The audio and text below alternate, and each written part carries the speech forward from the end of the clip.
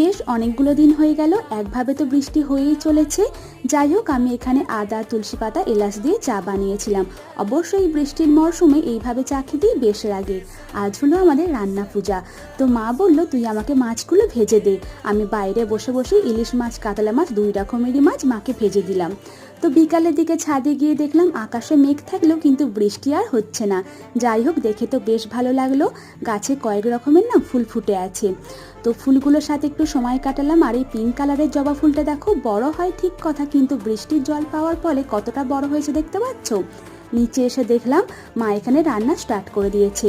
আমাদের নারকেল কোড়া দিয়ে ডাল বানাতে হয়, যা অসাধারণ খেতে হয়। তো মা ডালেরই প্রস্তুতি নিচ্ছে, আর এখানে আমি মাছটা বানাচ্ছিলাম।